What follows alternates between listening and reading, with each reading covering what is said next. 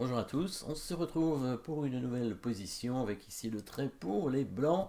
Milieu de partie ici, dame de tour de fou, la paire de fou pour les blancs.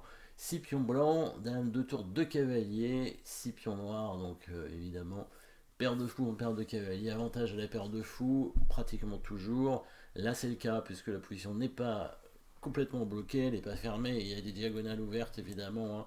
On voit les fous hein, en toutes les directions qui peuvent viser. Ici, pas de cavalier pour aller sur la case Kasparov, mais il y a quand même la dame.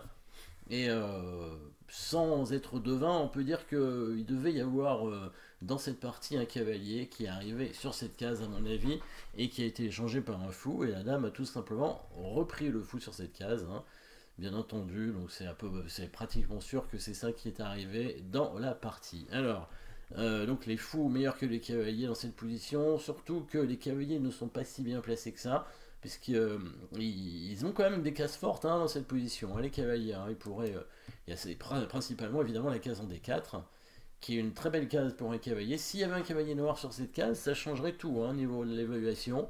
Il y aurait peut-être pas, en tout cas, il n'y aurait pas une position gagnante pour les blancs, peut-être un avantage blanc, mais c'est pas sûr. En tout cas, voilà ce qui manque au noir, tout simplement, hein, un cavalier en D4.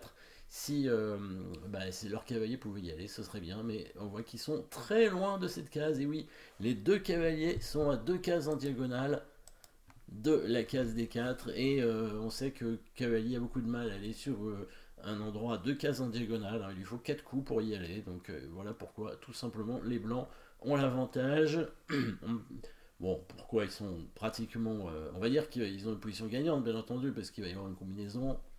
Mais même sans la combinaison, hein, au niveau stratégique, c'est très difficile pour les noirs déjà dans cette position, surtout que même la structure de pion est mauvaise, hein, puisque il y a des pions isolés ici chez les noirs. Donc la colonne ouverte en plus pour les blancs dans cette position. Une tour qui pourrait faire un passage en équerre très certainement rapidement dans la partie. Quelques coups forcés peut-être, un échec pour le fou qui prend le pion, pas très intéressant, la dame qui fait échec, bon, je pense qu'on peut éviter de le faire, donc attaque de la dame peut-être, fou prend pion en C5, donc fou prend pion C5, hein, on l'a indiqué déjà, mais la tour va prendre, je vois pas très bien la raison de dévier la dame pour l'instant, et de donner ce fou pour ce pion. Attaquer la dame, on peut le faire d'une autre façon, mettant la tour en D7 évidemment, hein, ça attaque la dame aussi, mais ça serait pas forcément très intéressant non plus. Du coup, attaque de la tour, on peut pas vraiment attaquer la tour. Cavalier, on peut pas les prendre. Qu'est-ce qui reste Une attaque sur le roi, évidemment, mais pas un échec. Alors, il n'y avait pas de menace de mat. Hein. C'est vrai que j'ai passé assez vite la menace de mat, mais il n'y a pas de menace de mat dans cette position, évidemment.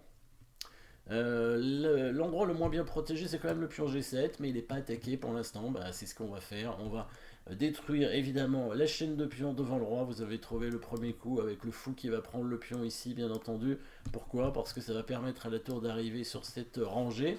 Mais c'est surtout le deuxième coup qui est intéressant à trouver. Alors, on n'oublie pas ce fou évidemment sur cette diagonale avec le clouage de ce pion, ce qui permet, quand le pion va prendre le fou, de faire échec avec la lame et de faire des échecs intéressants en prenant le pion. Après, ce serait pas mat non plus, mais il y a quand même la tour qui peut venir menacer mat, il va y avoir des bons coups évidemment. Fou prend pion, voilà le bon coup.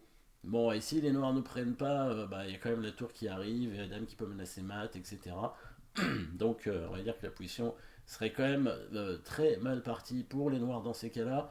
Donc, ils vont prendre le fou. Voilà, c'est là le coup intéressant à chercher, le coup précis qui va donner vraiment une attaque gagnante immédiatement. Parce que si on fait échec tout de suite, il va se décaler, on va prendre le pion, il va couvrir avec son cavalier. On peut menacer Mat avec la tour, mais il va pouvoir mettre sa tour ici pour protéger. C'est pas fini, la partie continue. Il y a une attaque intéressante, mais pour l'instant, rien de concret. Il y a un très fort coup ici pour les blancs. Comment on peut le trouver? Eh ben, en partant du principe que il va falloir faire échec et prendre le pion sur échec. Alors là, le roi ne pourra pas revenir parce que la tour donnera un mat en quelques coups avec tour G3. Et le coup de défense, c'est le coup de cavalier qui défend. Et c'est ce coup-là qu'on veut réussir à empêcher. Pas évident, avec un bon coup. Hein. C'est vraiment le coup difficile de cette position. Le premier coup était relativement simple, mais bah, si on joue le premier coup, c'est parce qu'on a vu le deuxième coup quand même, hein. Donc c'est ça qui est compliqué ici, avec une attraction intéressante, hein. L'attraction de la dame sur une case où elle va pas être protégée, et du coup le cavalier va se retrouver cloué. Vous avez trouvé évidemment ce coup. Tour D6, un très bon coup ici, hein. L'idée c'est que s'il prend la tour, voilà, on fait échec maintenant sur Georges G6, bien sûr, toujours le pion est cloué, donc la pion ne peut pas prendre, et là on prend le pion, et si le cavalier couvre, on gagne la dame, bien entendu, et on a une position gagnante. Et si le roi bouge, bien sûr, hein, et les maths ont quelques coups avec tour G3, cavalier couvre, tour prend, etc. Et donc la tour est imprenable, on attaque le cavalier, c'est quand même une menace, hein, c'est quand même un coup forcé, puisque on attaque le cavalier on a dit qu'il était un défenseur très important de la position, donc le fait de le prendre ça va permettre de menacer mat. Par exemple s'il avance ce pion ici, on peut simplement prendre le cavalier ou faire échec d'abord, ce qui n'est pas très important je pense. Bon, on peut faire échec d'abord, allez, le roi bouge, et maintenant on prend le cavalier, voilà, la différence n'est pas très importante je pense, mais comme ça on menace mat. Et ça a l'air assez imparable. Qu'est-ce qu'il a fait dans la partie? Oui, il a ramené son deuxième cavalier, hein, le relais, hein, bien sûr, de cavalier. Et là, on va finir à l'aide du clouage, hein, principalement, bien entendu, et à l'aide bah, de menaces de mat, hein, de coups forcés, bien sûr. Donc échec, échec. Donc là, il est obligé de couvrir avec son cavalier. Voilà, parce que sinon, s'il ramène son roi, il y a la tour qui arrive sur échec et c'est presque mat. Mais la tour arrive quand même, bien entendu, en G3. Et ça donne cette option pour défendre, évidemment, le mat. Hein, le mat en G7. Est-ce qu'il y avait un autre coup pour parer le mat? Il pouvait faire F6 ou F5. Est-ce que ça aurait suffi pour sauver quelque chose ici? On aurait peut-être tout simplement attaqué la dame avec la tour. Qu'est-ce qu'on peut faire ici? Probablement que c'est le bon coup, hein, tour E6. Donc la dame, c'est le seul défenseur du cavalier, elle n'a pas trop le choix, elle est obligée de se mettre ici, hein.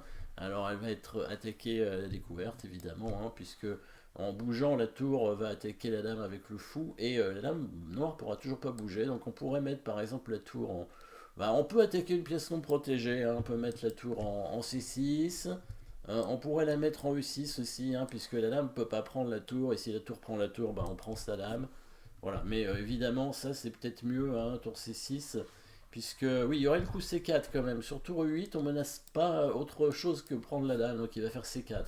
Donc c'est mieux de faire tour C6. En plus, ça empêche C4, parce que sur C4, on peut prendre avec le fou et réattaquer la dame, hein, et là, s'il prend le fou, bah, il est mal de toute façon. Donc tour C6, c'est aussi une interception, c'est joli. Voilà. Euh, voilà, bon, s'il avançait le pion de case, à mon avis, ça changeait pas grand chose, hein. S'il avançait le pion de case, on pouvait quand même mettre la tour là, ça changeait rien. En fait, il était obligé de faire dame F7, et on pouvait faire tour C6. On pouvait faire tour G6 aussi, hein, mais tour C6, pareil que tout à l'heure, ça permet de gagner au moins la tour, très certainement dans cette position. Dans la partie, qu'est-ce qu'il a joué? Oui, il a mis sa tour en G8. Bon, là, ça a été facile, hein. Vous avez trouvé évidemment le mat qui va suivre grâce au clouage, bien sûr.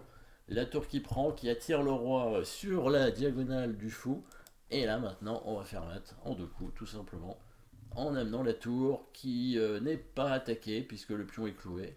Donc après roi H8, bien sûr, c'est mat avec dame G7. Donc jolie attaque ici. Alors dommage qu'il n'y ait pas la partie un peu avant. Parce qu'on aurait certainement vu un cavalier sur la case Kasparov, hein, arriver, ce qui a permis finalement cette attaque par la suite, hein. Parce que le fait d'amener le cavalier a forcé le fou de case blanche à prendre le cavalier, et la dame est arrivée en F5 et a permis une création d'attaque sur le roi avec bon, des pièces blanches très bien placées évidemment, et les pièces noires mal placées, hein, comme on avait dit, les cavaliers qui étaient extrêmement loin de leur case clé, hein, pour eux, la case D4, la case forte, hein. Toujours bien sûr rechercher des cases fortes avec les cavaliers, c'est très important. C'est ce qui permet d'avoir une bonne position pour le cavalier en fait, hein. Si on veut que le cavalier soit aussi fort que le fou, c'est en cherchant une case forte pour le cavalier. Sinon, ce sera une pièce un peu inférieure. Dommage, hein, ici les cavaliers ne servent à rien, tout simplement. Enfin, surtout le cavalier en B6 évidemment. Ça, c'est Alors, à savoir que la case B6 pour le cavalier, c'est pratiquement l'une de ses plus mauvaises cases, hein. Donc, si vous avez le choix entre mettre le cavalier en B6 et sur une autre case, eh ben, mettez-le sur une autre case, toujours. C'est comme ça. C'est la case B6, on va dire elle est maudite un petit peu. Merci d'avoir suivi cette position. N'oubliez pas de vous abonner et à très bientôt.